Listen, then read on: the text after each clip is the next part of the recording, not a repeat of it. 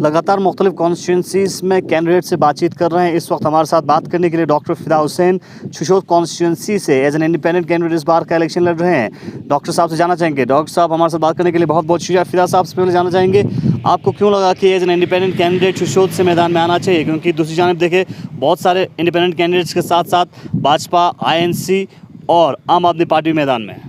बिल्कुल सर, सबसे पहले मैं गुलिस्तान न्यूज़ का बहुत बहुत शुक्रिया करना चाहता हूं कि वो इधर आए और मेरी बातों को लोगों तक पहुंचाने की सर। और मैं बताना चाहूँगा, इस बार इसलिए मैं as a candidate, independent candidate लड़ना चाहूँगा क्योंकि शुशोत में एक यूथ की ज़रूरत है जो काम करे लोगों के लिए। और जितने भी आज तक इलेक्शन कौंसल में 25 साल से 20 साल बाहर के लोगों ने शुशोत को लीड किया है, तो मैं चाहूँगा कि इस बार शुशोत से ही कोई एक ऐसा कैंडिडेट आए जो पूरे शुशोत को लीड करे और एक ईमानदारी के साथ करे, और जितना भी शुशोत को हक़ है तरक्की होने के लिए और पूरे शुशोत को हम तरक्की के लिए आगे लेके जाना चाहेंगे। नई सोच, नया शुशोत की तरक्की के लिए आपने एक नारा बुलंद किया है।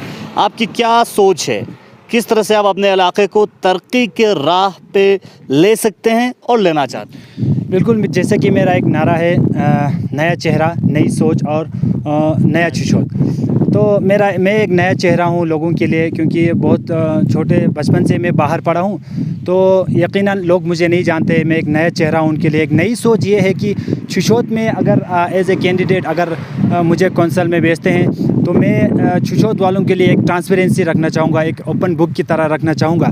और जितने भी अगर फ़ंड्स आते हैं तो मैं चाहूँगा कि शुशोत, युक्मा, गुम्मा, शम्मा, जितने भी गोबा, सरपंच, जितने भी पंच हैं उनके साथ मीटिंग रख के जो भी फ़ंड्स आते हैं और शुशोत के लोगों से भी राय लेके उनके साथ वो फ़ंड्स को यूज़ करना चाहूँगा, ताकि लोगों के सामने एक ट्रांसपेरेंसी रहे और शुशोत की तरक्की में कोई रुकावट ना आए। शुशोत के लिए आपकी टॉप प्रायोरिटी क्या है? जैसे अगर मैनिफेस्टो की बात करें, मैनिफेस्टो में वो कौन सी बड़ी चीज़ें हैं जिसको लेके आप मैदान में जा रहे हैं और उसी चीज़ को मद्देनज़र रखते हुए लोगों की सिंपैथी आपके साथ जुड़ी?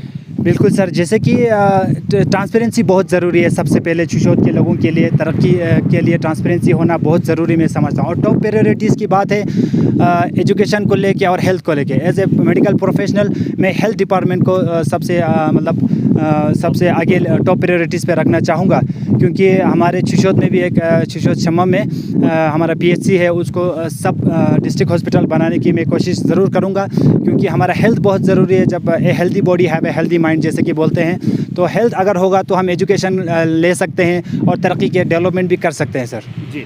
तो साथ साथ जिस तरह से आपका प्रायोरिटी हेल्थ और एजुकेशन है और साथ साथ आप एक नया चेहरा है, जवान है, यूथ है, कितना चैलेंजिंग है इस बार का इलेक्शन आपके लिए? मैदान में आपके बगैर 8 और लोग हैं।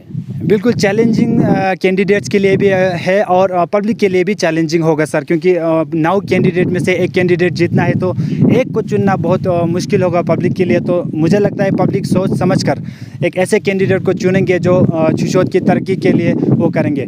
और एज ए यहाँ पे मैं एक बात कहना चाहूँगा sir, as a public demand शुशोत में बहुत ज़रूरी है एक बैंक को लाना सर। जैसे कि हमारे ठीक से एक ही कॉन्स्टिट्यूंसी में आते हैं और वहाँ पे 2 बैंक है।